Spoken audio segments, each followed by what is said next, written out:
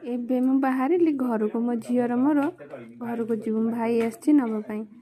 ଆଉ କାହିଁକି ନା ଆଜି ଆମ ଘରେ ପୂଜା ଅଛି। କି ପୂଜା କହିଲେ? ଦେଖୁନାହାନ୍ତି, ମୁଁ ଘରେ ପହଞ୍ଚିଲା ପରେ ଆଜି ଆମ ଝିଅର ଅଛି 21 ପୂଜା।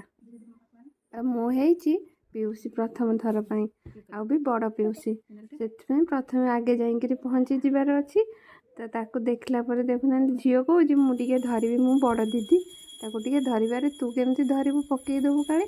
ନା ଦେଖୁନୁ ମୁଁ ଧରିଲା ପରେ ସେ କେମିତି ଆରାମସେ ଶୋଇପଡ଼ୁଛି। ତାପରେ ସେ କହିଲା ମୁଁ ଟିକେ ନିଜେ ଭିଡ଼ିଓ କରିବି। ନିଜେ ଭିଡ଼ିଓ କରିବି କ'ଣ, ତାର ଭିଡ଼ିଓ ଆସିଛି, କୁନି ବେବିର ଆସିନି। ତାପରେ ଆମେ ଟିକେ ଫୁର୍ସତ ପାଇଲା ପରେ ଆମେ ଏଠି ଦି ଭଉଣୀ ଆଉ ଭାଉଜ ବସି ଗପିଲା ପରେ ଦେଖୁନାହାନ୍ତି ଏମାନେ କ'ଣ କରୁଛନ୍ତି। ମୁଁ କହିଲି ଆଉ ତମେ ତ ଡେଉଁଛ, ତାକୁ ବି ଡାକି ଆଣ, ଯେମିତି ସିଏ ବି ଡେଇଁବ ତମ ସାଙ୍ଗରେ। ଆଉ କ'ଣ, ସିଏ କାହିଁ ଶୋଇବ। ତା କଥା ଶୁଣି ଶୁଣି ଏମାନେ ଚାଲିଲେ ତାକୁ ଦେଖିବା ପାଇଁ, ସତେ ଯେମିତି ତାକୁ ଡାକି ଆଣିବେ ଆଉ ସିଏ ଆମ ସାଙ୍ଗରେ ଡେଇଁବ। ତ ଗଲାବେଳକୁ ସିଏ ଶୋଇଛି। ମୁଁ କହିଲି ଇରେ ପାଟି କରନି, ସେ ତମରି ପାଟିରେ ହିଁ ଉଠିଯିବ। ସିଏ ଭାବୁଥିଲେ ସିଏ ବି ଆମ ସାଙ୍ଗରେ ଟିକେ ଡେଉଁ। ହଁ, ଆର ବର୍ଷକୁ ନିଶ୍ଚୟ ଡେଇଁବ ତମ ସାଙ୍ଗରେ। ଏବେ ହେଇଥିଲା ଗାଧୁଆବେଳେ ସମସ୍ତେ ଖାଇବା ପିଇବା ପରେ ଆମର ଥିଲା ସନ୍ଧ୍ୟାବେଳ ଭୋଜି। ତ ସେଥିପାଇଁ ସବୁ ଆୟୋଜନ ଚାଲିଛି ସନ୍ଧ୍ୟାବେଳ ପାଇଁ।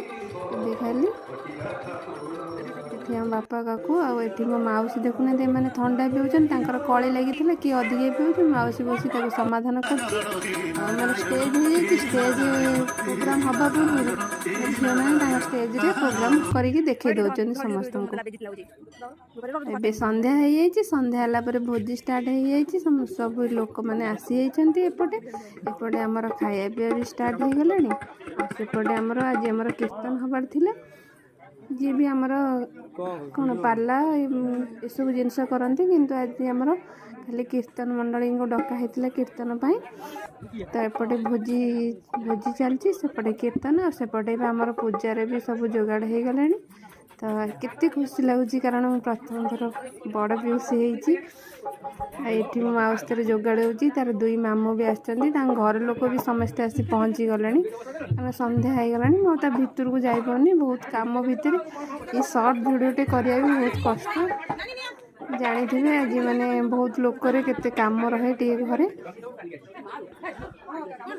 ତ ଏଠି ପୂଜାର ଆୟୋଜନ ଚାଲିବ। ପୂଜା ଷ୍ଟାର୍ଟ ହେଇଯିବ ଏବେ। ପୂଜା ନାରାୟଣ ପୂଜା ହିଁ ହୁଏ ଆମର ଆଡ଼େ। ତା ନାଁ ବି ଦିଆ ହେଇ ସରିଛି, ଦେଖିଥିବେ ଧାନରେ। ଏବେ ଆମର ଆସିଗଲା ଧନ।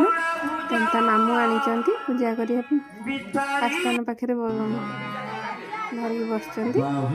ତ ଆପଣମାନଙ୍କୁ ଯଦି ମୋର ଏଇ ଛୋଟିଆ ବ୍ଲଗ୍ଟି ଭଲ ଲାଗେ, ଏ ସର୍ଟ ବ୍ଲଗ୍ଟି, ନିଶ୍ଚୟ ଲାଇକ୍ କରିବେ।